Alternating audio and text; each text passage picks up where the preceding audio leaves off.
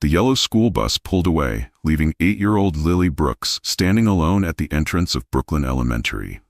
The crisp autumn air carried laughter and shouts from the playground, but to Lily, they sounded like warnings. She clutched her backpack straps tighter, her knuckles turning white. This was her third school this year. She just wanted to be invisible.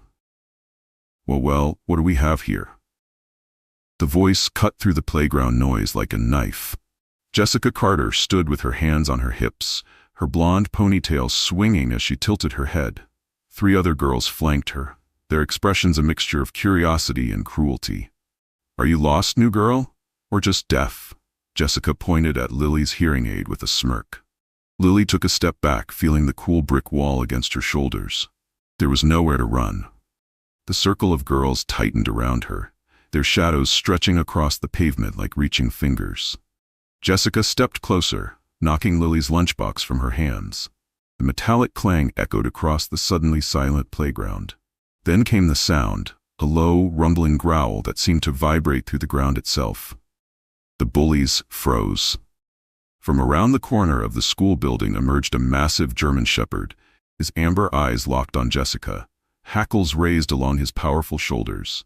The dog's muscles rippled beneath his black and tan coat as he positioned himself between Lily and the stunned group of children. "Max?" Lily whispered, both relieved and terrified. Jessica's face drained of color. What nobody at Brooklyn Elementary knew was that this wasn't just any dog, and what they were about to learn would change everything forever. Leave a like and share your thoughts in the comments along with the city you're watching from. Now, let's continue with the story. David Brooks watched his daughter Lily from the kitchen window as she sat in the backyard, her small arms wrapped around Max's thick neck. The German shepherd rested his head on her lap with a patience that still amazed David. It had been 2 months since Caroline's passing.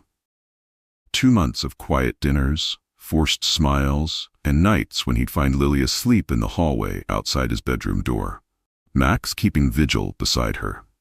The dog had been Caroline's final gift to their daughter, a rescue from the shelter just weeks before cancer took her away forever. Lily wasn't just grieving. She was adapting to a new world without her mother, in a new town, where nobody knew about her partial hearing loss or how she'd been born with it. The doctors had fitted her with hearing aids by age 3, but they couldn't shield her from the curious stares or occasional cruelty of other children. Caroline had always been her fierce advocate, but now that role fell to David, and to Max, who seemed to understand his duty with an almost human comprehension. "Time for bed, sweetheart," David called through the open window, watching as Lily nodded and gave Max a final squeeze before standing up. The dog rose with her, always within arm's reach, as though invisibly tethered to the child. Across town, in a Tudor-style house with a perfectly manicured lawn, Jessica Carter sat at her dining room table, pushing food around her plate as her father, Dr. Robert Carter, the town's most respected veterinarian, criticized her posture. Her mother, Eleanor, kept her eyes down, not intervening when Robert's voice rose. Jessica's knuckles turned white around her fork as she remembered the German shepherd that had lunged at her when she was 5. The scar on her arm, a permanent reminder of those terrifying moments. Her father had saved her then, stitching her wound himself while telling her she needed to be stronger, braver. Now at 8 years old, Jessica had learned that power came from being feared, not from being kind. At Brooklyn Elementary, Miss Thompson prepared lesson plans for the upcoming week, paying special attention to accommodations for the new student joining her class. Principal Walters had emphasized the school's strict no pets policy during their last meeting, but something in the new girl's file, a note from her previous school about her emotional support animal, gave Miss Thompson pause.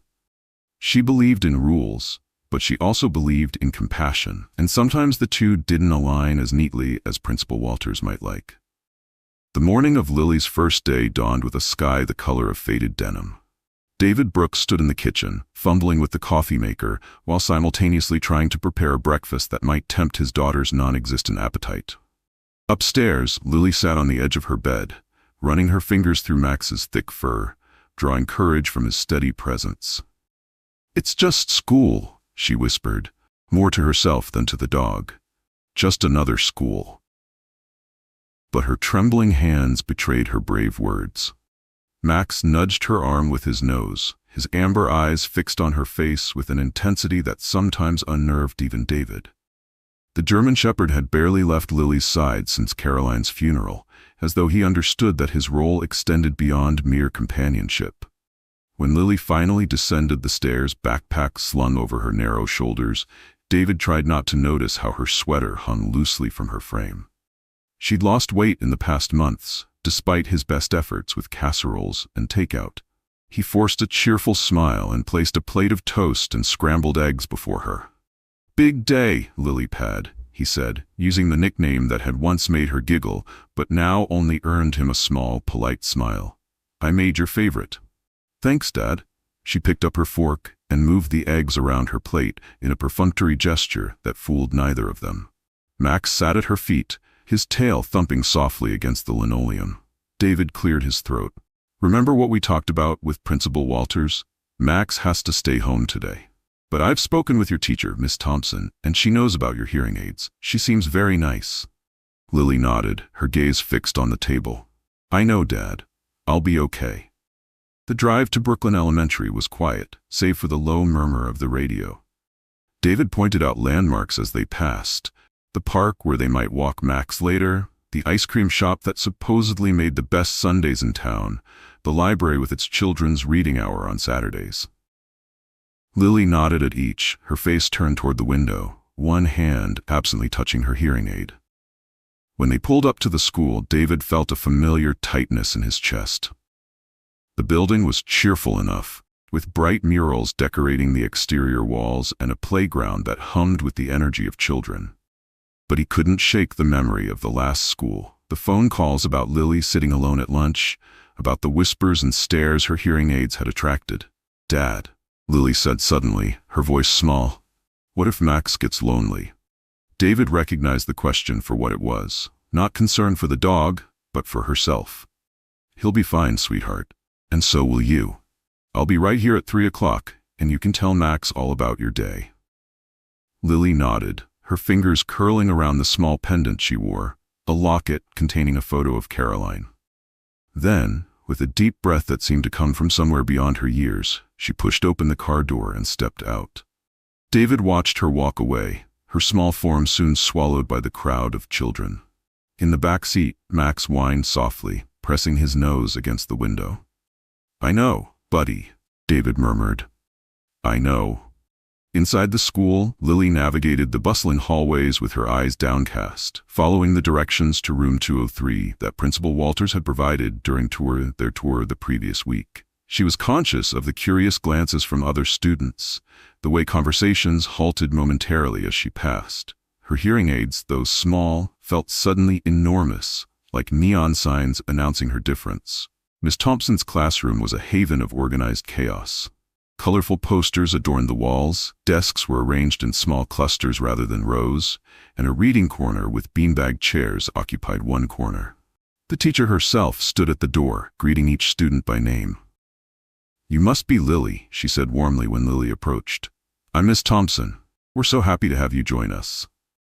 Lily managed a small smile, relieved that Miss Thompson spoke clearly and at a volume that didn't require her to strain to hear. "Thank you," she whispered. "Your desk is right over there," Miss Thompson continued, pointing to a cluster near the windows. "Next to Jessica. She's been with us since kindergarten, so she can help show you the ropes." Jessica Carter, Lily soon discovered, had no intention of helping anyone. The blonde girl with the perfect ponytail and crisp white sneakers looked Lily up and down with undisguised disdain when she took her seat. "What's that in your ear?" Jessica demanded before Lily had even set down her backpack. "It's a hearing aid," Lily explained quietly. "I'm partially deaf." Jessica's eyes narrowed. "So you're, like, disabled?" The word hung in the air between them, sharp and painful. Before Lily could respond, Miss Thompson called the class to attention, and the moment passed. But Lily felt Jessica's gaze on her throughout the morning, calculating and cold. By lunchtime, word had spread about the new girl with the ear things. Lily sat alone, unpacking the lunch David had prepared with such care, when Jessica and her friends approached. "Can we sit here?" Jessica asked, her tone falsely sweet. Lily nodded, hope fluttering in her chest. Maybe this school would be different. But as soon as they sat down, Jessica knocked Lily's juice box over, sending liquid coursing across the table and onto Lily's lap. "Oops," Jessica said, not bothering to hide her smirk. "Guess you didn't hear me coming." Laughter erupted from the table, and Lily felt her cheeks burn. She stood up, juice dripping from her skirt, and hurried to the bathroom where she could cry in peace. The rest of the day passed in a blur of whispers and sideways glances. By the time the final bell rang, Lily's only thought was of Max and the safety of home. David was waiting, as promised, his face lighting up when he saw her. "How was it, Lilypad?" "Fine," she lied, climbing into the car where Max greeted her with enthusiastic licks. It was fine. But that night, as David prepared dinner, he found Lily in the backyard, her arms around Max's neck, tears streaming down her face. The German Shepherd stood perfectly still, allowing her to cry into his fur. David watched through the window, his heart breaking anew. When Lily finally spoke, her words carried clearly through the evening air. "I miss Mom," she said to Max. She would know what to do. The dog licked her cheek, as if in agreement, and settled beside her in the grass. David turned away from the window, giving them their moment. He didn't see the way Max's ears perked up at the mention of Caroline, or how his eyes seemed to scan the yard's perimeter, as though accepting a charge to protect what remained of his family. The science fair had been Miss Thompson's idea, a way to integrate Lily into the class while showcasing each student's unique interests. For 3 weeks, Lily had worked diligently on her project, How Dogs Communicate. Every evening, she and Max would sit at the kitchen table, David helping her mount photographs and research findings onto a trifold poster board. For the first time since arriving at Brooklyn Elementary, Lily showed genuine excitement, describing to her father how she planned to demonstrate Max's ability to understand different commands and emotional cues. "Miss Thompson says I can bring Max in just for my presentation," Lily explained, her eyes bright with anticipation. Principal Walters approved it as an educational opportunity. David watched his daughter carefully attach a photograph of Max to the board. "That's wonderful, Lilypad. Max will be a perfect assistant." On the morning of the science fair, Lily awoke before her alarm, too excited to sleep. She dressed with unusual care, selecting the sweater Caroline had given her last Christmas, and even asked David to braid her hair, like Mom used to. Max sensed her excitement, prancing around the kitchen as David prepared breakfast, his tail sweeping across the floor like a metronome. "Remember, buddy," David said seriously to the dog as they loaded the science project into the car, "best behavior today. This is important to Lily." The German Shepherd sat attentively in the back seat, as though understanding the gravity of his upcoming role. Brooklyn Elementary's gymnasium buzzed with activity when they arrived. Tables lined the perimeter, each displaying a student's project. Miss Thompson greeted them warmly, directing Lily to her assigned station while explaining that Max should wait outside with David until Lily's scheduled presentation time at 10:30. Lily reluctantly parted from the dog, giving him a final pat before following Miss Thompson. "Your project looks wonderful," Miss Thompson said, helping Lily arrange her display. "I'm very impressed with your research on canine communication." Lily beamed, arranging her note cards carefully beside the poster. "Max understands over 30 commands, and he can tell when I'm sad, even if I don't say anything." Jessica Carter arrived shortly after, her father Dr. Robert Carter in tow. Her project, Animal Medicine, How Veterinarians Help Pets, occupied the table directly across from Lily's. Dr. Carter had provided professional-looking displays and equipment from his practice, making Jessica's presentation stand out among the handmade posters and papier-mâché models. "Daddy's going to be one of the judges," Jessica announced loudly to the students nearby, casting a pointed glance at Lily. "He knows everything about animals." Thompson overheard and gently corrected, "Dr. Carter is one of our parent volunteers, Jessica, but the judges will evaluate all projects equally." Jessica's smile faltered, but she recovered quickly. "My dad says a dog's brain is tiny. They can't really understand emotions, they just want food."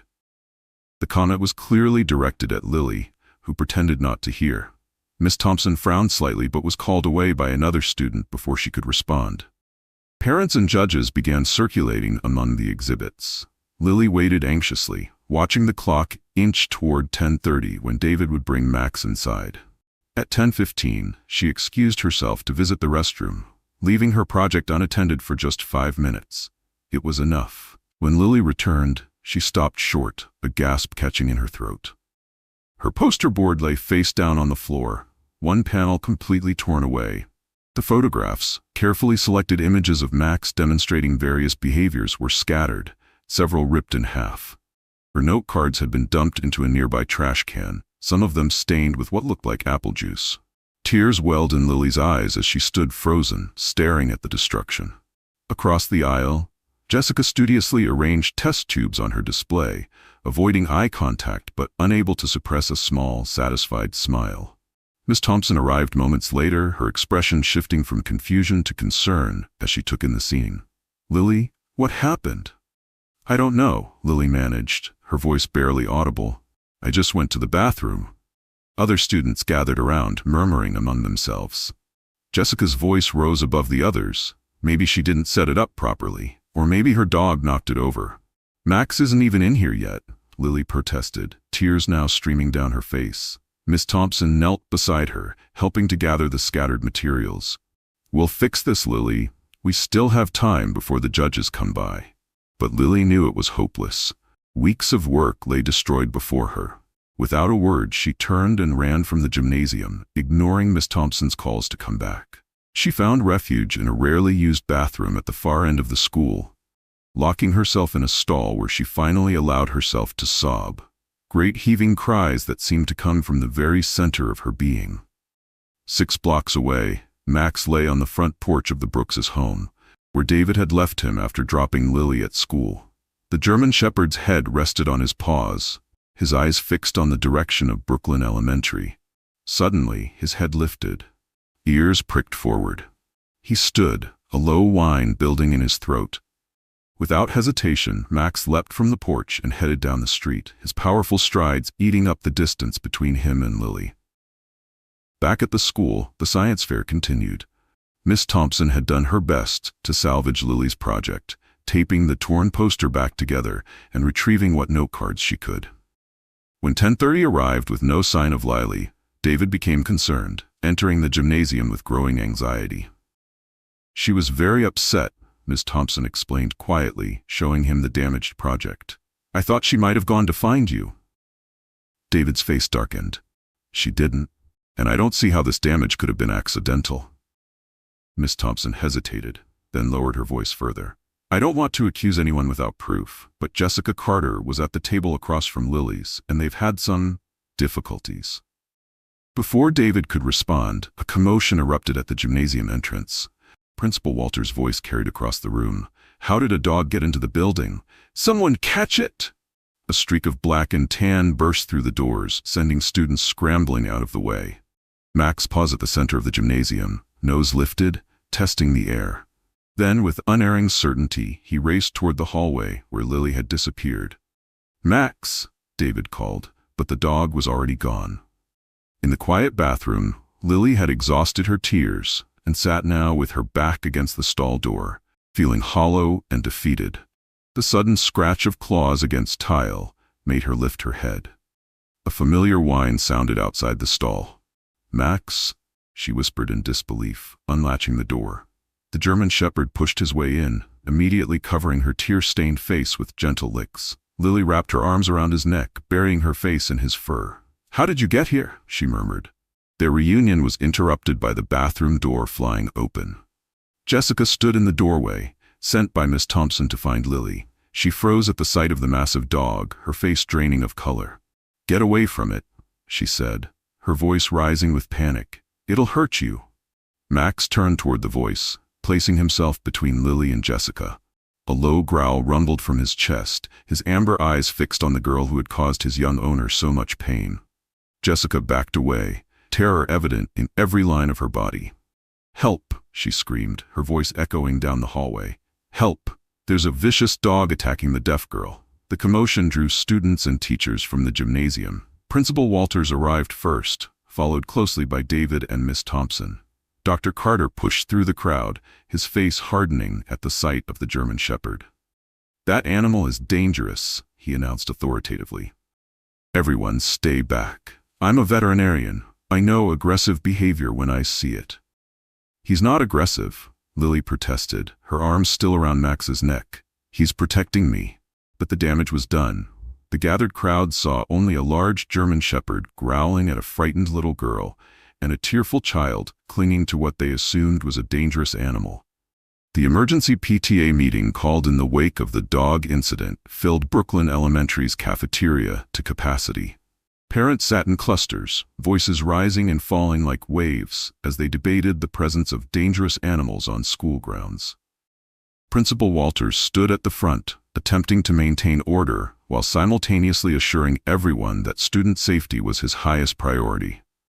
"As you know, our policy strictly prohibits animals on school property without prior approval," he explained, his bow tie bobbing as he nodded emphatically. While Miss Thompson had received permission for a controlled demonstration during the science fair, what occurred was an unauthorized entry of an animal that proceeded to display aggressive behavior.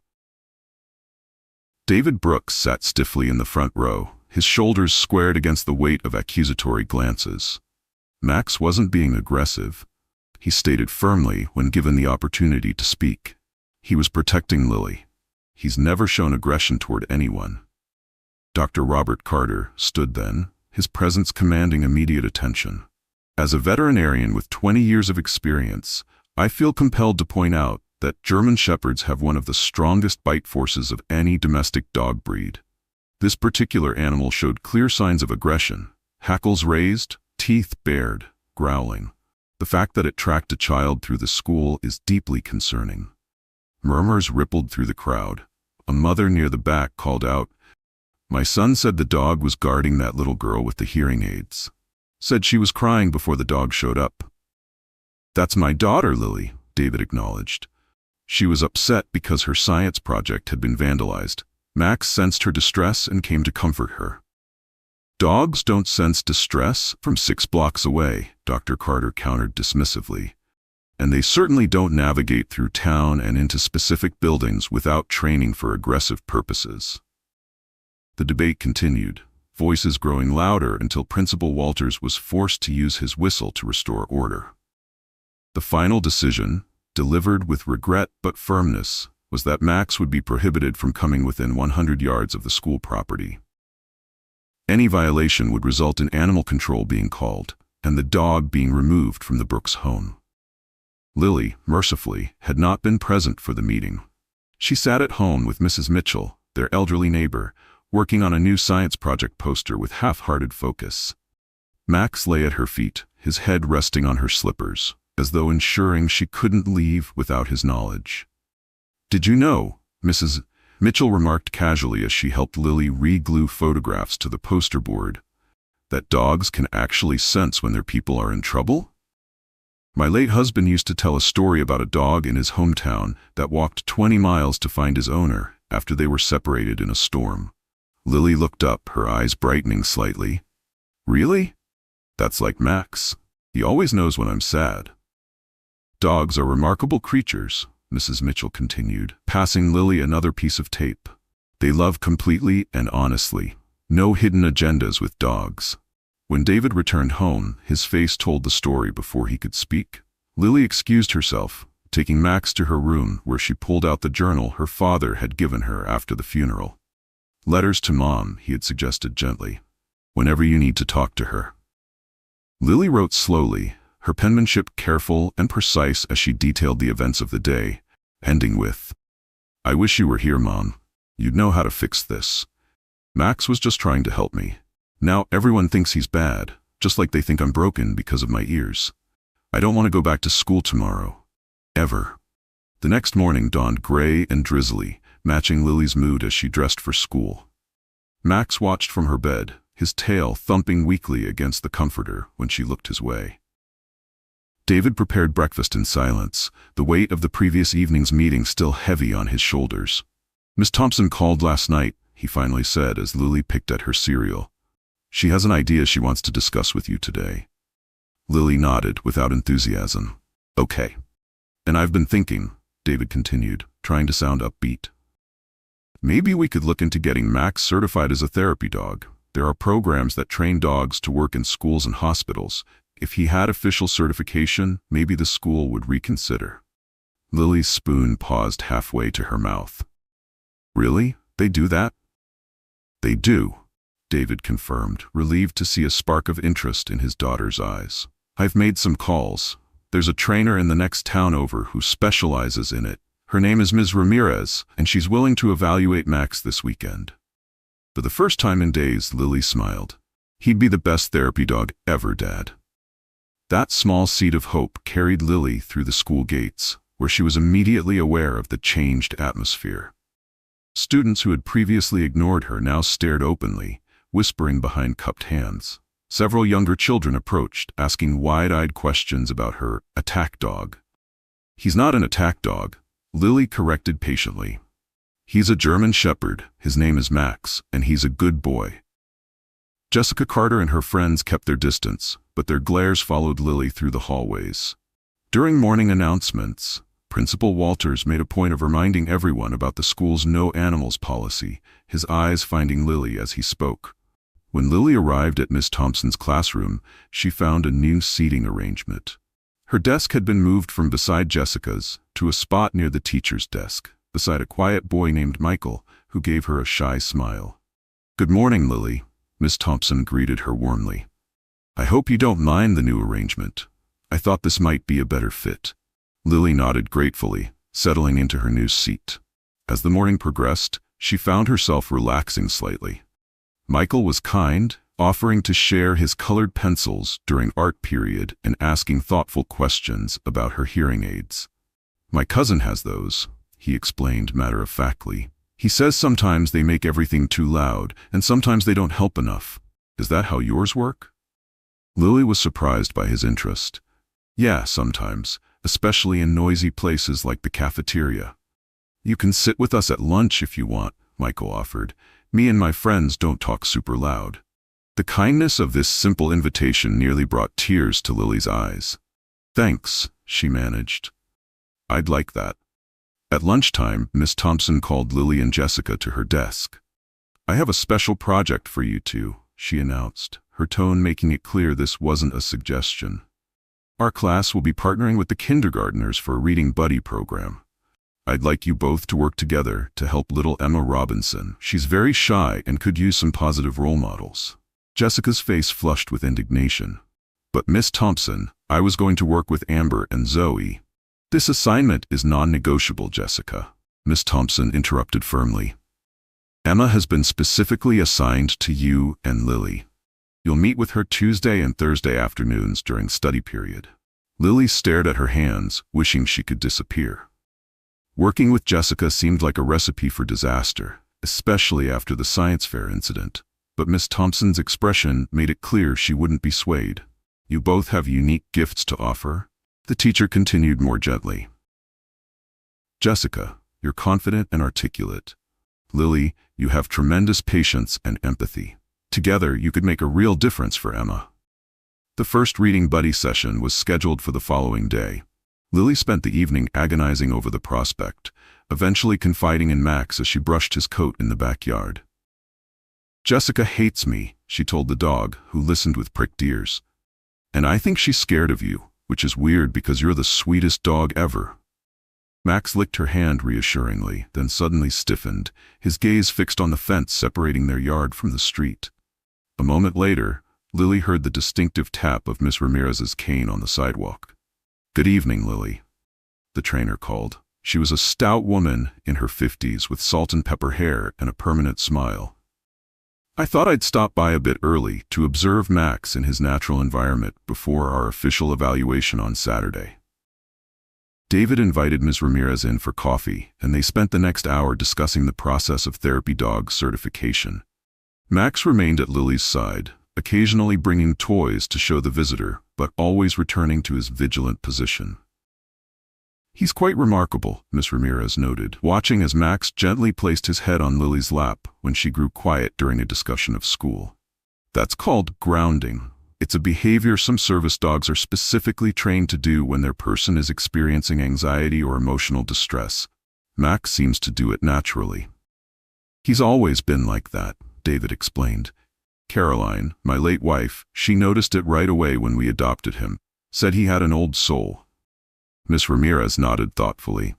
Do you know anything about his background? The shelter records? David shook his head. Not much. He was found wandering near the highway, underweight and with some old injuries. The shelter estimated he was about 2 years old at the time. Caroline was undergoing chemotherapy, and when she visited the shelter, she said Max just chose her, followed her around the whole time. Interesting, Miss Ramirez murmured. Well, based on what I've seen tonight, I'd say he has excellent potential as a therapy dog. But the training is rigorous, and the certification process takes several months. Are you prepared for that commitment? Lily's face set in determination. Yes. Max deserves a chance to show everyone how good he is. The next morning, Lily approached her first reading buddy session with trepidation. Jessica was already in the library when she arrived, sitting across from a tiny girl with glasses too big for her face and pigtails tied with uneven bows. Hi, Lily said softly, taking the empty chair. I'm Lily. You must be Emma. The kindergartner nodded without looking up, her small fingers fidgeting with the corner of her book. Let's just get this over with, Jessica muttered, loud enough for Lily to hear but not Emma. I'll read first, then you, then we're done. Lily chose not to respond to Jessica's attitude, instead focusing on making Emma comfortable. What book did you bring, Emma? I love stories. Emma slowly lifted her book, revealing a colorful cover featuring a puppy. Dog's Day, she whispered. Jessica rolled her eyes. Great, another dog lover. I love dogs, Lily replied, ignoring the sarcasm. I have a German shepherd named Max. Emma's eyes widened. The scary dog that came to school? He's not scary, Lily corrected gently. He was worried about me because I was sad. Dogs can tell when people are upset. No, they can't, Jessica interjected sharply. Dogs are just animals. They don't have feelings like people do.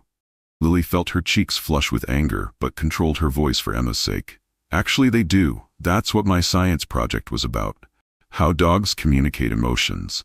Scientists have proven that dogs can recognize human emotions and respond to them. Whatever, Jessica scoffed. My dad's a vet, and he says people just imagine their pets have feelings because they want to believe it. Emma looked between them, confusion evident on her small face. My mom says animals are God's creatures and they have souls, she offered timidly. An uncomfortable silence fell over the table. Jessica finally broke it by grabbing Emma's book. Let's just read the stupid story. As Jessica began reading in a bored monotone, Lily noticed Emma's increasing discomfort. The little girl's eyes kept darting to Jessica's face, then away, her shoulders hunching slightly with each page turn. Lily recognized the signs of anxiety all too well. Maybe we could take turns reading pages? Lily suggested when Jessica paused for breath. Emma might enjoy hearing different voices. Jessica looked ready to object but was interrupted by Miss Thompson passing by their table. How's it going here? Emma, are you enjoying your reading buddies? Emma managed a small nod, though her eyes remained downcast. Excellent, Miss Thompson beamed. Jessica, I noticed you're doing all the reading. Remember, this is about engaging Emma in the story, not just reading to her. Why don't you let Lily try a page? With a huff, Jessica handed the book to Lily, who took it with a grateful smile to Miss Thompson. Once the teacher moved on, Lily turned to Emma. Would you like to help me read? She asked.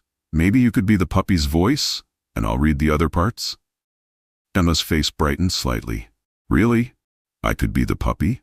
Absolutely, Lily confirmed. Whenever we get to a part where the puppy talks, I'll point to you, okay? As they continued reading, with Emma giving tiny woofs and hesitant puppy phrases, Lily noticed Jessica watching them with an unreadable expression. When the story concluded, Emma actually smiled, her earlier shyness momentarily forgotten. That was fun, she admitted. Can we read like that again next time? Of course, Lily promised. Maybe you could bring another animal book if you want. As they packed up to return to their classrooms, Jessica lingered behind. How did you know to do that?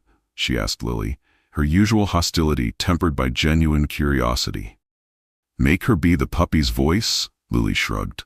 I just thought it might help her feel less scared. When I was little, my mom used to do that with me when I was nervous about reading aloud. For a moment, something like vulnerability flickered across Jessica's face.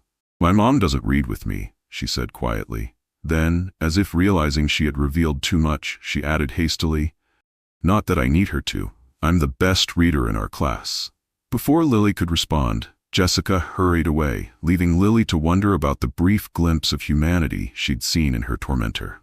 That afternoon, as David drove Lily home from school, she surprised him by recounting the reading buddy session with something approaching enthusiasm. "Emma's really sweet, Dad, and I think Jessica might not be completely terrible, maybe just mostly terrible." David chuckled. "That's progress, I suppose. Miss Thompson seems like a wise teacher, pairing you two together." "She's trying to make us be friends," Lily sighed. "But Jessica hates me, and she's definitely afraid of Max." "Afraid?" David echoed, his brow furrowing. "Why would she be afraid of Max specifically?" Lily shrugged. "I don't know, but when he came to school she looked really scared. Not just surprised, but like terrified." David pondered this as they pulled into their driveway. That's interesting. Did you know Dr. Carter specializes in treating animals with behavioral issues? He has quite a reputation for working with aggressive dogs." "Max isn't aggressive," Lily protested automatically. "Of course not," David agreed quickly. "I'm just thinking out loud. Sometimes when people have strong reactions to animals, there's a reason behind it." As they entered the house, Max greeted them with his usual enthusiasm, circling Lily with joyful prances before settling down to accept her hugs. David watched them thoughtfully, an idea forming in his mind. Later that evening, after Lily had gone to bed, David made a phone call to his sister in Chicago. "Claire? It's David. I need a favor. Can you look up some information on Dr. Robert Carter? He's a veterinarian here in Brooklyn. I'm curious about his history with German Shepherds." The annual Brooklyn Elementary spring field trip to Hillcrest Nature Preserve was a tradition dating back 30 years. Students spent the day hiking gentle trails, identifying local flora and fauna, and enjoying picnic lunches beside the small lake that served as the preserve's centerpiece. For most children, it was the highlight of the school year, a day of freedom from classroom walls and structured lessons. For Lily, however, the prospect filled her with equal parts excitement and dread.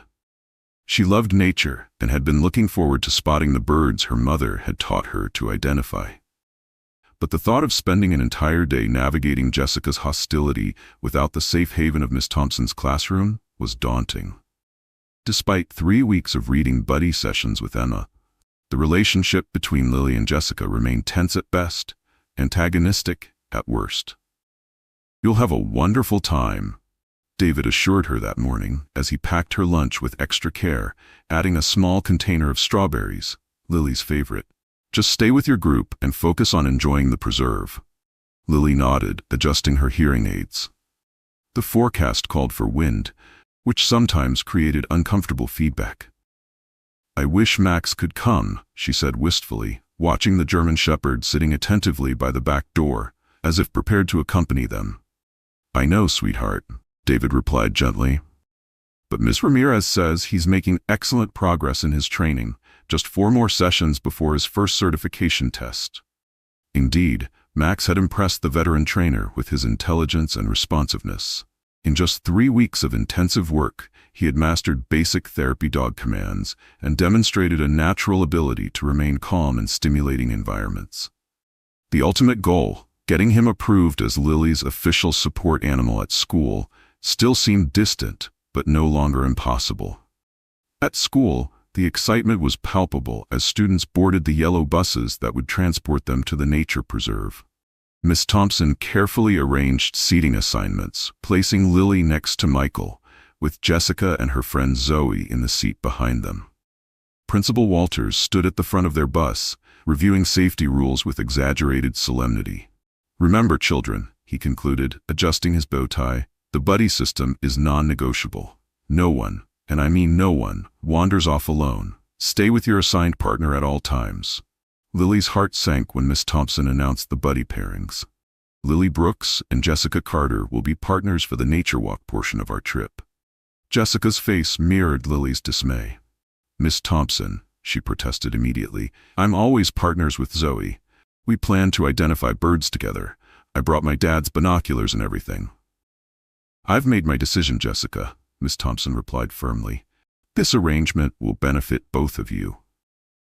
The 40-minute bus ride passed in awkward silence. Michael attempted conversation, pointing out interesting sights along the route, but Lily's responses were distracted, her thoughts fixed on the impending partnership with Jessica. Behind them, Jessica whispered furiously to Zoe, occasionally punctuating her complaints with pointed glares at the back of Lily's head. Hillcrest Nature Preserve welcomed them with a spectacular display of early spring wildflowers. The main trail began at the visitor center, winding through woodland before emerging at the picturesque lake. Several smaller paths branched off from the main route, offering views of meadows, streams, and a small waterfall. Park rangers greeted the buses, distributing maps and wildlife identification guides to each pair of students. The main trail is clearly marked with blue blazes, the head ranger explained. Yellow blazes indicate shorter loop trails that all reconnect with the main path. Red blazes are restricted areas, no students allowed. Questions? Jessica snatched the map from the ranger before Lily could reach for it, studying it with a superior expression. "I've been here tons of times," she informed Lily coldly. "My dad brings me for birdwatching. We don't need to follow the other kids like babies." Miss Thompson overheard and approached them. "Jessica, Lily, I expect you both to stay with the group. The buddy system works only if you work together." "Yes, Miss Thompson," they chorused, Jessica's tone considerably less sincere than Lily's. For the first hour, the field trip proceeded without incident. The students hiked the main trail, stopping at designated points where rangers discussed local wildlife. Lily found herself genuinely enjoying the excursion despite Jessica's continued coldness. She spotted a red-tailed hawk circling overhead, one of her mother's favorite birds, and felt a bittersweet connection to Caroline's memory. After a picnic lunch by the lake, Miss Thompson announced that students would have supervised free time to explore the immediate area. "Remember to stay within sight of a chaperone at all times," she emphasized. "We'll meet back here in 30 minutes to begin our return hike." Jessica immediately grabbed Zoe's arm. "Come on, I want to show you the place where I saw a heron last time." "Jessica," Miss Thompson called, "please stay with your assigned buddy." With poorly disguised irritation, Jessica turned to Lily. "Fine. Do you want to see the heron spot or not?" Lily hesitated. She had been looking forward to sitting quietly by the lake, perhaps writing a letter to her mother in the journal she'd brought along. But the prospect of seeing a heron was tempting, and refusing would only antagonize Jessica further. "Okay," she agreed. "Is it far?" "Not really," Jessica replied vaguely. "Just along that trail." They set off, Jessica leading the way with Zoe, while Lily followed a few steps behind. The yellow-blazed path curved away from the lake, climbing gradually through a stand of white pine. Lily noticed they were moving steadily farther from the main group, but reasoned that Miss Thompson had approved the excursion. After about 10 minutes of hiking, they reached a small clearing where the trail forked. A wooden sign indicated that the left path led to Heron Overlook, while the right fork displayed a prominent red blaze and the words, "Restricted Area, Steep Terrain." "It's this way," Jessica announced, pointing to the red-blazed trail. "The sign is just to keep little kids away from the best viewing spot." Lily frowned, but the ranger said red trails are off-limits, and the sign says it's dangerous. "Don't be such a baby," Jessica scoffed. "I've been this way lots of times. Right, Zoe?" Zoe looked uncomfortable. "Actually, I should get back. My mom's chaperoning, and she'll worry if she can't find me." "Fine," Jessica snapped. "Go back if you're scared. Lily and I will see the heron ourselves." Before Lily could protest, Zoe had already started back down the trail, throwing an apologetic glance over her shoulder. Lily found herself alone with Jessica at the trail junction, a growing sense of unease settling in her stomach. "I think we should go back too," she suggested carefully. "Miss Thompson will be looking for us." Jessica's expression hardened. "Of course you're scared. Just like you're scared at school, hiding behind your dog because you can't stand up for yourself."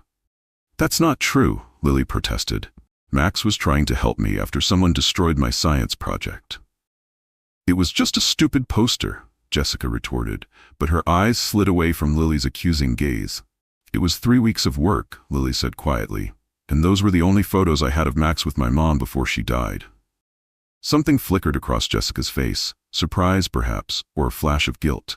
But it vanished quickly, replaced by her usual hostility. Whatever.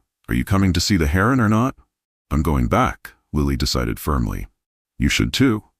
We'll get in trouble. Fine, go back. Tell Miss Thompson I pushed you or something. That's what you want, isn't it? To get me in trouble? No, Lily sighed. I just want to follow the rules and be safe. She turned to head back down the trail, relieved to be ending the confrontation. She had taken only 3 steps when she felt a hard shove from behind. The force caught her completely off guard, sending her stumbling forward. Her foot caught on an exposed root, twisting painfully as she fell. She landed hard on the packed dirt trail, the impact driving the air from her lungs. For a moment, there was only shocked silence. Then Jessica's voice, high and panicked. I didn't mean, I wasn't trying to. Lily tried to stand, but a sharp pain shot through her ankle, causing her to cry out. She managed to sit up, clutching her rapidly swelling ankle, tears springing to her eyes. I'm sorry, Jessica blurted, her face pale. I didn't mean to hurt you, I just wanted to scare you a little. Help me up, Lily gasped through the pain. We need to get back to the group. Jessica reached down hesitantly, but when she tried to help Lily stand, another cry of pain forced them both to realize the severity of the injury. I can't walk, Lily admitted, fear creeping into her voice. Wait here, Jessica said, backing away. I'll go get help. Before Lily could respond, Jessica had turned and fled down the trail, leaving her alone at the junction. Lily sat in stunned disbelief, the throbbing in her ankle matching the pounding of her heart. She tried calling after Jessica, but the wind carried her voice away from the direction of the main group. 6 miles away, Max lay on the Brooks' front porch, his usual post when Lily was at school. His ears suddenly pricked forward, head lifting as though listening to a sound only he could hear. Without hesitation, he rose, leapt from the porch, and set off at a run, ignoring Mrs. Mitchell's startled call as he passed her yard. At Hillcrest Nature Preserve, Miss Thompson had organized a search party. Jessica had returned to the group alone, breathless and visibly upset, claiming she and Lily had become separated on the trail back from Heron Overlook. Her story contained conspicuous omissions, but Miss Thompson's immediate concern was locating Lily. Principal Walters, please escort the remaining students back to the buses, she directed. Mr. Martinez and I will search the yellow trail with the park rangers. Jessica, you'll come with us to show exactly where you last saw Lily. Jessica nodded mutely, her earlier bravado entirely vanished. As they set off, she remained uncharacteristically silent, lagging slightly behind the adults. Meanwhile, Lily had managed to drag herself to the base of a large oak tree just off the trail. The pain in her ankle had subsided to a persistent throb, but she knew walking was impossible. She had tried calling for help several times, but the spring breeze carried her voice away from the main trail. Now, as shadows lengthened across the forest floor, a new worry set in. What if they didn't find her before dark? She reached into her backpack, retrieving her journal and a pencil. If nothing else, she could leave a written record of what had happened. Dear Mom, she began, her handwriting shaky. I'm scared. I'm alone in the woods with a hurt ankle. Jessica pushed me and then left me here. I wish Max was with me. He'd know what to do. As if her written words had conjured him, a rustling sound came from the underbrush nearby. Lily froze, her pencil poised mid-sentence. A moment later, Max burst through the foliage, his coat covered in burrs, tongue lolling from exertion. Max? Lily whispered in disbelief. How did you? The German shepherd rushed to her side, covering her face with frantic licks before circling her protectively, his entire body quivering with tension and relief. Lily wrapped her arms around his neck, burying her face in his fur as tears of relief streamed down her cheeks. You found me, she murmured. You always find me. Max whined softly, then suddenly lifted his head, ears alert. A moment later, Lily heard voices calling her name in the distance. Max barked, a deep, resonant sound that carried through the trees. Here, Lily shouted, her voice bolstered by hope. I'm over here. Max is with me. The search party arrived minutes later, led by Miss Thompson and a park ranger. Their expressions of relief quickly gave way to astonishment at the sight of Max standing guard beside Lily. How on earth did your dog get here? The ranger asked, keeping a cautious distance. I don't know, Lily admitted. He just found me. Miss Thompson knelt beside Lily, examining her ankle with gentle hands. This needs medical attention. It might be broken. She glanced at Max, who watched her every move with attentive eyes. And your dog traveled 6 miles to find you. That's remarkable. Jessica hung back at the edge of the group, her face pale and drawn. When the ranger radioed for a stretcher team, she finally stepped forward. It's my fault, she confessed, her voice barely audible. I pushed her. It was an accident, but I pushed her. A heavy silence fell over the group. Miss Thompson's expression hardened, but before she could speak, Lily intervened. She came back, she said simply. She could have pretended we just got separated, but she told you what happened. The stretcher team arrived, and Max growled softly when they approached Lily, only quieting when she reassured him. It's okay, boy. They're helping me. As they prepared to transport Lily back to the trailhead where an ambulance waited, Jessica approached hesitantly. I'm really sorry, she whispered. I was just so angry, and I don't even know why anymore. Lily regarded her silently for a moment. Your dad's going to be at the hospital, isn't he? Jessica nodded miserably. He's on call today. You're afraid of what he'll say, Lily realized. About what you did. Jessica's eyes filled with tears. He always says I'm a disappointment. This will just prove him right. Before Lily could respond, the stretcher bearers lifted her, and Max barked in alarm. The ranger moved to restrain him, but Lily called out, No, please, he won't hurt anyone. He's just worried about me. That dog traveled miles through the forest to find a little girl with a broken ankle, Miss Thompson stated firmly. I think he's earned the right to stay with her.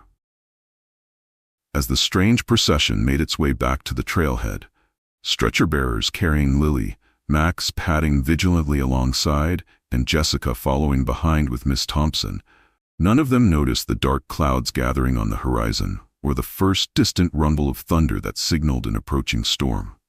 Brooklyn Community Hospital bustled with its usual efficient chaos as the ambulance arrived from Hillcrest Nature Preserve.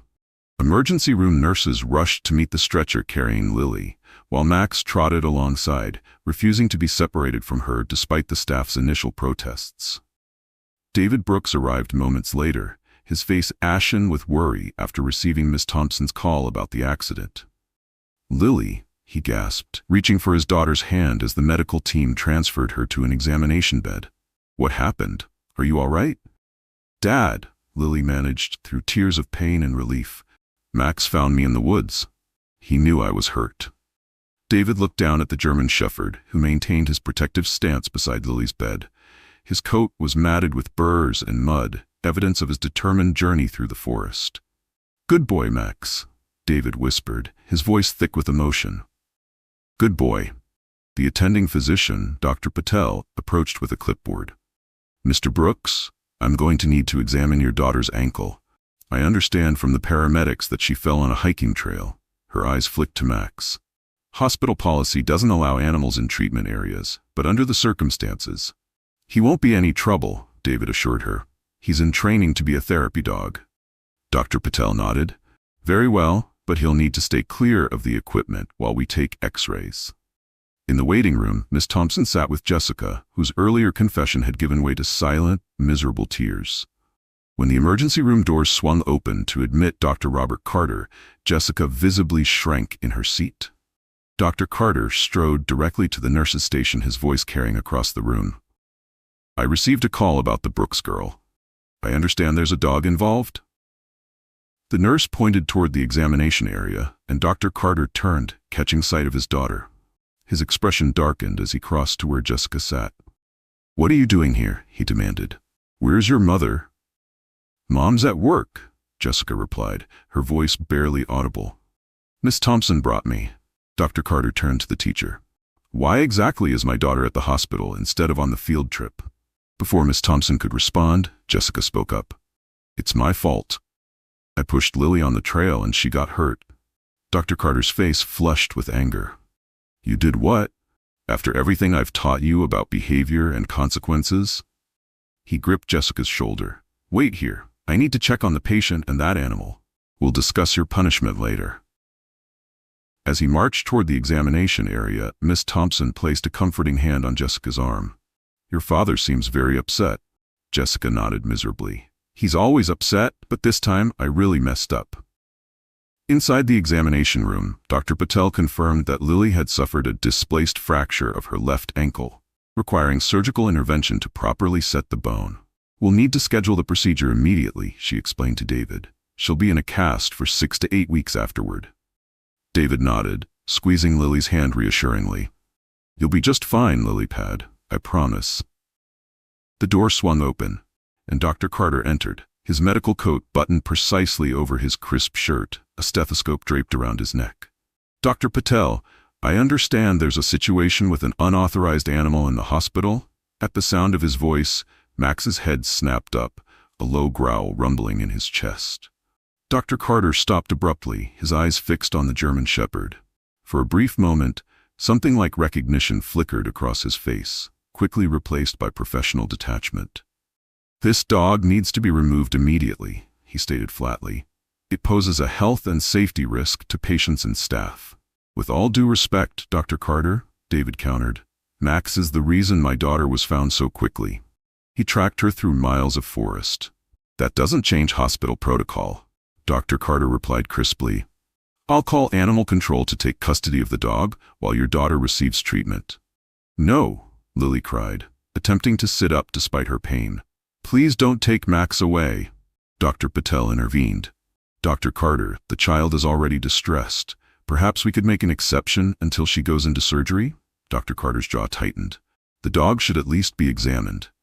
If it's been running wild through the forest, there's no telling what parasites or diseases it might be carrying. Max is perfectly healthy, David insisted. His veterinary records are up to date. Who is his veterinarian? Dr. Carter demanded. Dr. Hap Abrams in Chicago, David replied. We recently relocated. Dr. Carter's phone rang before he could respond further.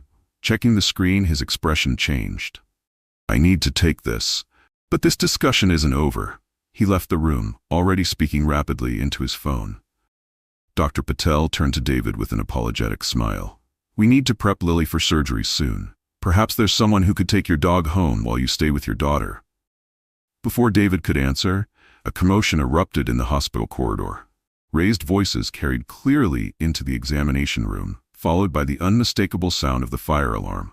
Dr. Patel rushed to the door, opening it to reveal staff and patients moving rapidly toward the exits.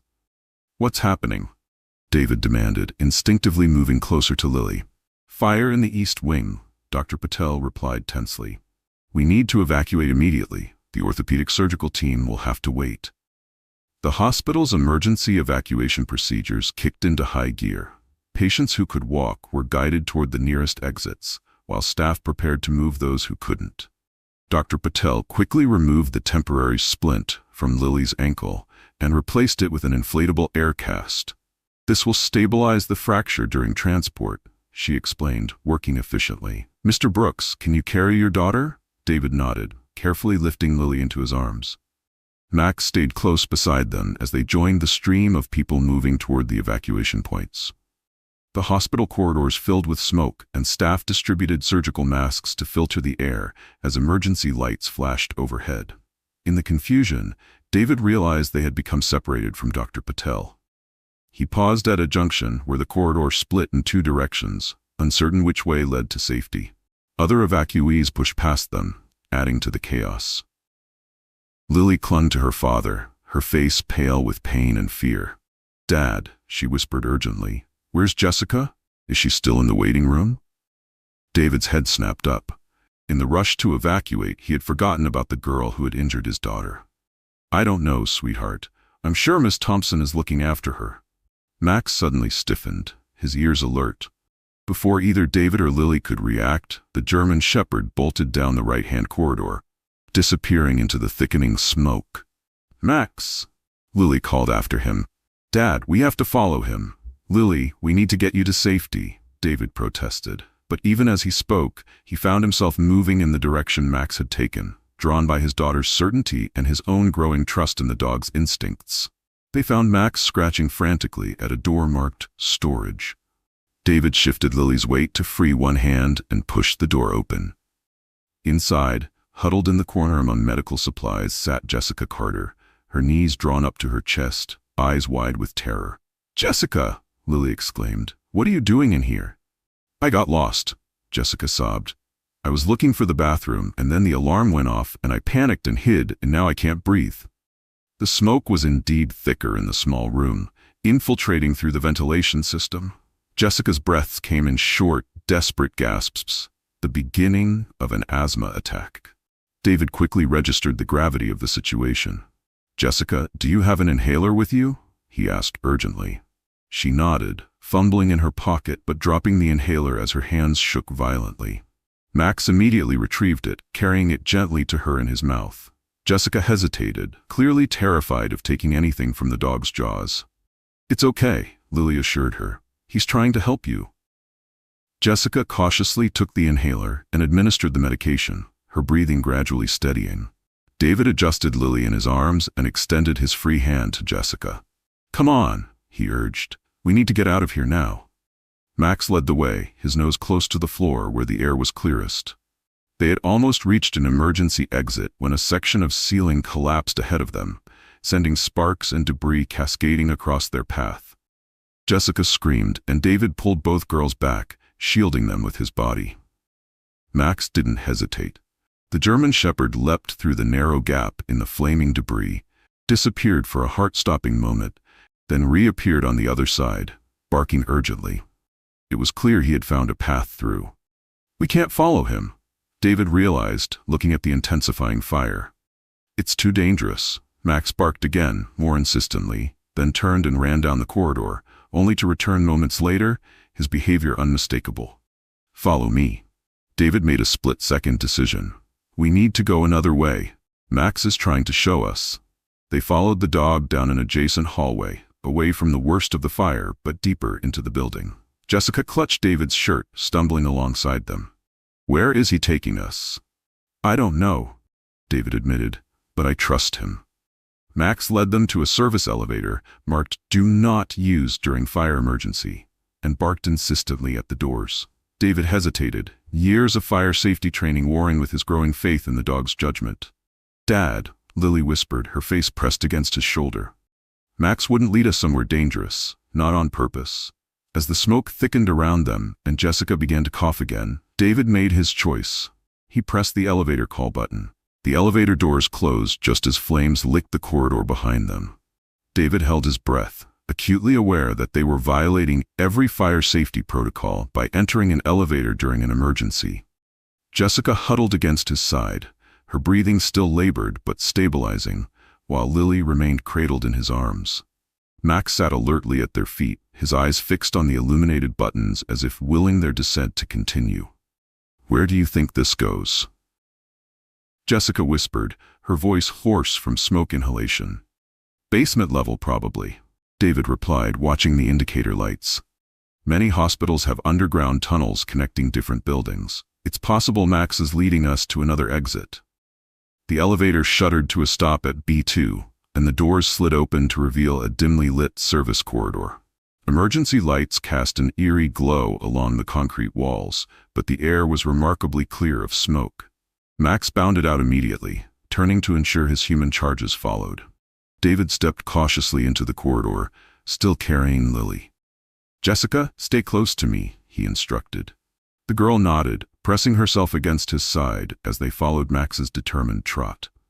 The German Shepherd led them through a labyrinth of utility tunnels, past boilers and electrical equipment, until they reached a heavy metal door marked "Emergency Exit."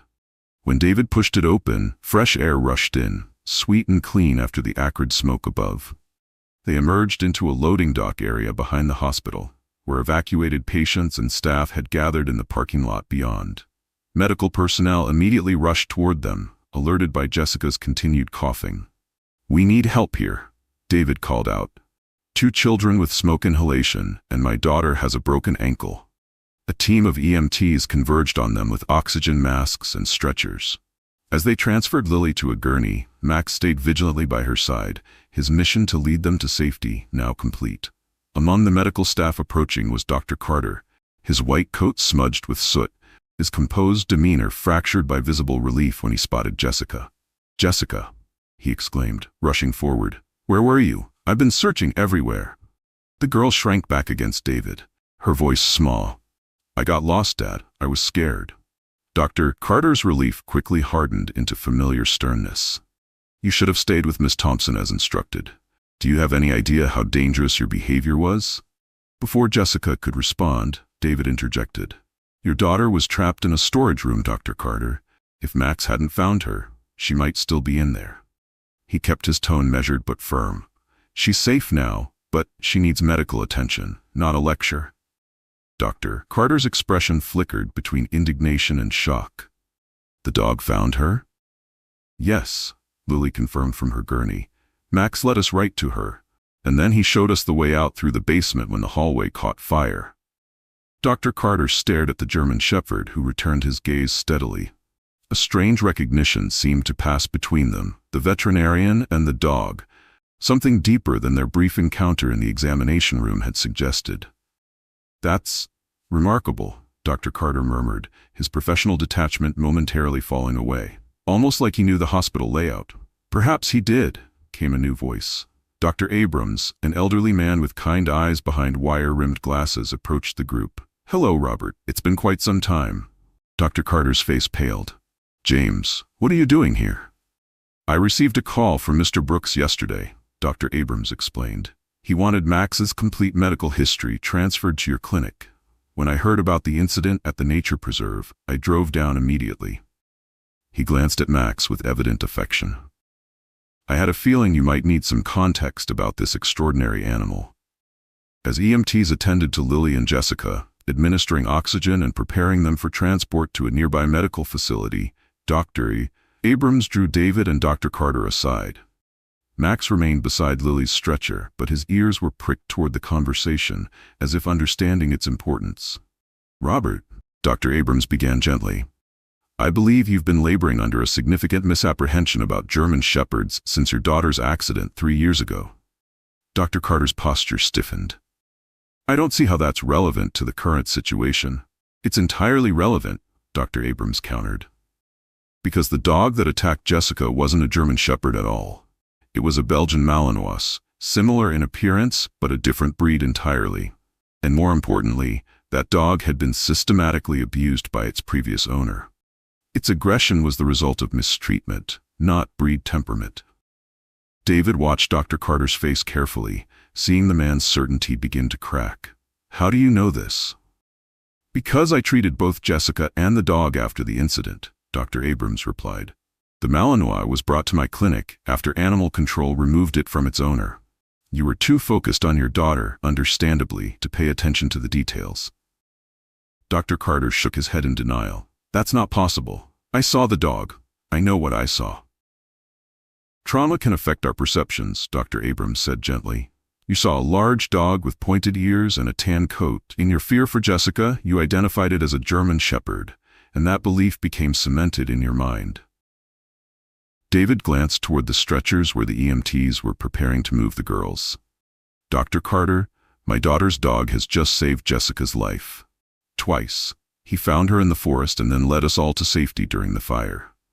Does that match your perception of dangerous animals?" Dr. Carter's gaze followed David's to where Max sat beside Lily, his demeanor calm despite the chaos surrounding them. Something in the veterinarian's expression shifted, a recognition dawning that transcended his professional judgment. "There's something else you should know, Robert," Dr. Abrams continued, his voice lowering. "About Max specifically. Do you recognize him at all?" Dr. Carter studied the German Shepherd more intently. "There's something familiar about him, but I've treated hundreds of dogs over the years. 5 years ago, a volunteer from the Chicago Animal Rescue League brought in a German Shepherd puppy," Dr. Abrams recounted.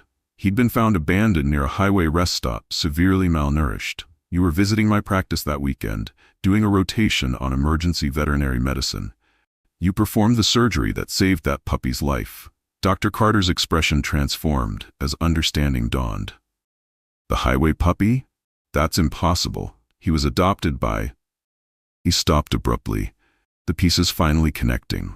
"By Caroline Brooks," David confirmed quietly. "My late wife. She volunteered at the Rescue League. She always said Max chose her, not the other way around." Dr. Carter sank onto a nearby bench, the weight of this revelation evident in his posture. I remember now. Caroline was undergoing chemotherapy. She said the puppy gave her something to fight for. He looked up at David, his professional mask completely fallen away. I had no idea you were her husband. Small world, David replied, extending his hand to the veterinarian.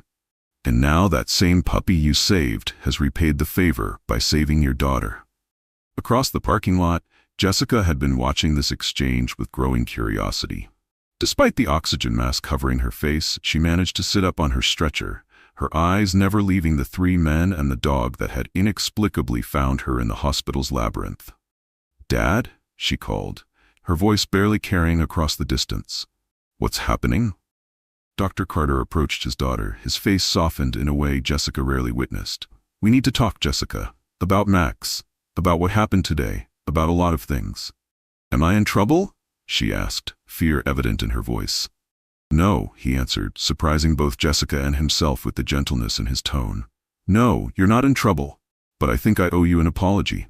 Jessica's eyes widened in disbelief. "You do? I've been wrong about some important things," Dr. Carter admitted, taking his daughter's hand, "and it's time I corrected those mistakes." Meanwhile, Lily reached out from her gurney, beckoning Max closer. The German Shepherd gently placed his head under her hand, allowing her to stroke his ears. "You knew, didn't you?" she whispered. "You knew Dr. Carter and remembered him from before." Max's intelligent eyes met hers, conveying a wisdom beyond explanation. David approached, placing his hand on his daughter's shoulder. "I spoke with the emergency response team. They're taking us to Memorial Hospital in the next town. Dr. Patel will meet us there to perform your surgery." "What about Max?" Lily asked anxiously. "Dr. Carter has offered to treat Max for smoke inhalation at his clinic," David explained. "He says it's the least he can do after everything that's happened." Lily glanced toward Jessica and her father, noting the unusual tenderness in their interaction. "Something's different about them," she observed. David nodded. "Sometimes it takes a crisis to make us see the truth that's been in front of us all along." As the ambulances prepared to transport the injured to their respective destinations, Jessica suddenly pulled her oxygen mask aside. "Wait," she called out. "Lily needs to know." The EMTs paused, and all eyes turned to Jessica. "Max didn't just save me," she confessed, her voice carrying clearly across the parking lot. "I pushed Lily on purpose at the nature preserve. I was angry and jealous because everyone likes her dog better than they like me. I thought she was trying to take my friends away." Tears streamed down her face. "I'm so sorry. I've been horrible to you since you got here, and then your dog saved my life anyway." The honesty of the confession hung in the air between them. Lily looked at Jessica for a long moment, then at Max, who sat calmly beside her stretcher, his mission complete. "Max doesn't hold grudges," she said finally. "Maybe we shouldn't either." The Brooklyn Elementary Gymnasium had never seen such a crowd. Parents, teachers, students, and community members filled every available seat, with latecomers standing along the walls. Principal Walters paced nervously at the podium, adjusting his bow tie with uncharacteristic frequency. At the center of the stage stood a long table where the school board members sat in solemn formation, their expressions betraying the weightiness of the decision before them. "Order, please," called Board President Margaret Wilson, tapping her gavel gently against the wooden block. "This special meeting of the Brooklyn Elementary School Board will now come to order. We are here to consider the petition regarding the service animal status of Max Brooks, specifically whether to grant an exception to our school's no pets policy." In the front row, Lily sat with her leg extended, the bright blue cast covered in colorful signatures. 8 weeks had passed since the accident at Hillcrest Nature Preserve and the dramatic hospital fire. Her recovery had progressed well, but she still required crutches for longer distances. Beside her, Max lay in perfect stillness, now wearing a vest emblazoned with "Therapy Dog in Training." David sat on Lily's other side, a folder of documentation balanced on his knee. 3 rows back, Dr. Robert Carter sat with Jessica, their relationship visibly transformed from the strained interactions of months prior. Jessica fidgeted with the hem of her dress, her eyes fixed on the back of Lily's head with an intensity that reflected both nervousness and hope. "Before we hear from our speakers," President Wilson continued, I'd like to remind everyone that this is not a trial or disciplinary hearing. We are solely focused on whether Max Brooks meets the criteria for service animal designation under our district policies and relevant state laws. Now I'd like to invite Dr. Margaret Ramirez to present her assessment. Ms. Ramirez approached the podium with a confidence born of decades working with animals. Thank you, Madam President, board members, and community. I've been training service and therapy animals for 23 years, and I can state without reservation that Max Brooks is one of the most naturally gifted dogs I've ever evaluated. She proceeded to detail Max's training progress, his exceptional intelligence, and his intuitive understanding of Lily's emotional and physical needs. What would take most dogs months to learn, Max accomplishes in days. His bond with Lily is extraordinary. But equally impressive is his ability to remain calm in chaotic environments and to interact appropriately with all types of people. As Ms. Ramirez concluded her testimony, Principal Walters stepped forward with visible reluctance. While I respect Ms. Ramirez's expertise, he began, tugging at his bow tie, I must emphasize the precedent this exception would set. Our no pets policy exists for good reasons. Student allergies, potential liability, disruption to the learning environment. If we allow one animal, how do we justify refusing others? The questioning continued for nearly an hour, with teachers, parents, and even the school district's attorney weighing in. Throughout it all, Max remained perfectly still beside Lily, his behavior itself a testament to his training and temperament. Finally, President Wilson called the last scheduled speaker. The board would now like to hear from Dr. Robert Carter. A murmur rippled through the gymnasium as Dr. Carter approached the podium.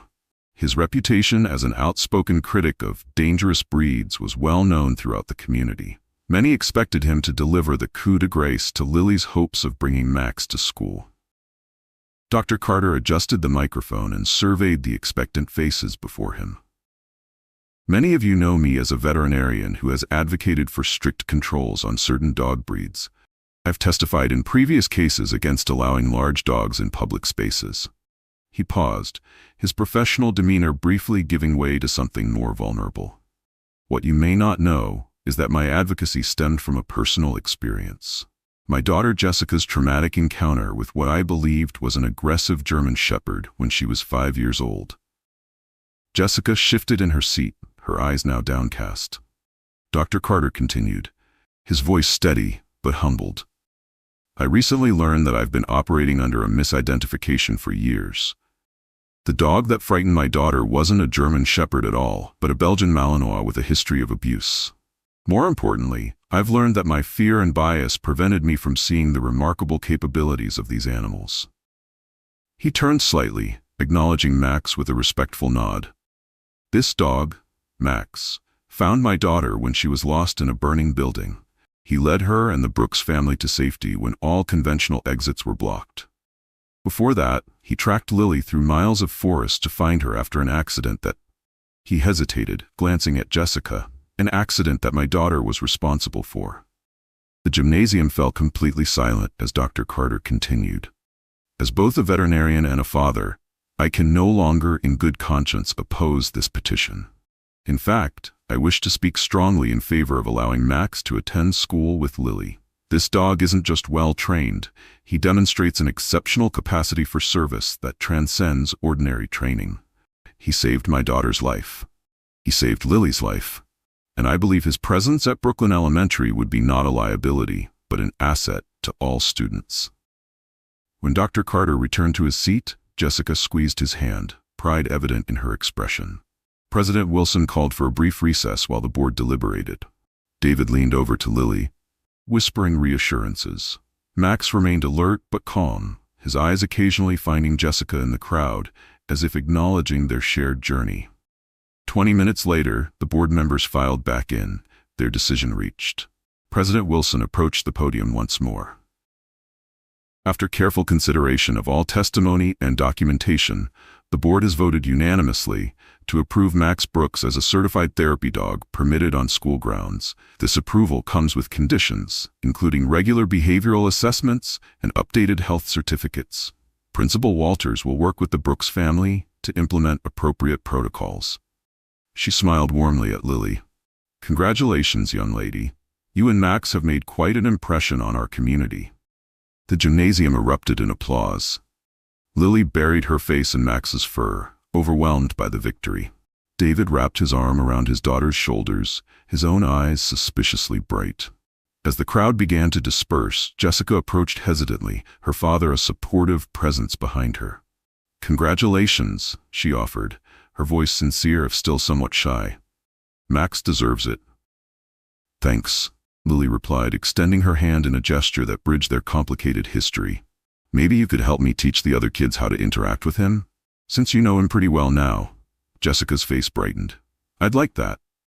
3 months later, on a crisp autumn morning, Max trotted confidently through the halls of Brooklyn Elementary, his therapy dog vest impeccably clean, Lily walking beside him without crutches.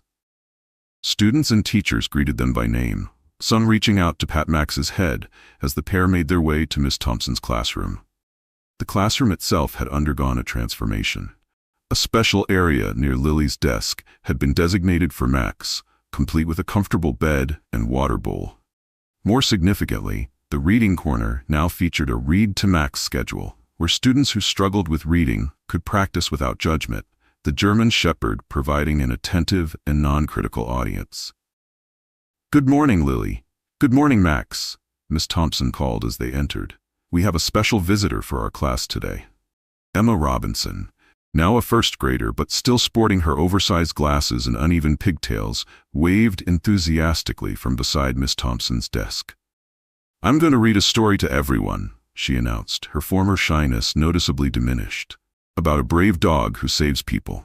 Lily guided Max to his designated spot, then took her seat beside Jessica, who had become, if not a best friend, at least a friendly companion. Their shared experience had forged a connection that transcended their initial antagonism. My dad's coming for career day next week, Jessica whispered as Emma prepared her book. He's going to talk about animal rescue work. He's volunteering at the shelter now. That's awesome, Lily replied. My dad says your dad has been a huge help with Max's final certification tests. Their conversation was interrupted as Emma began reading, her voice clear and confident. Max's ears perked forward, his amber eyes fixed on the small girl with gentle attention. From the doorway, David and Dr. Carter watched the scene, their own unlikely friendship a testament to the bridge Max had built between their families. I still can't quite believe it, Dr. Carter murmured. That little highway puppy I treated all those years ago, ending up here. Caroline would say it wasn't coincidence, David replied. She always believed Max came into our lives for a reason.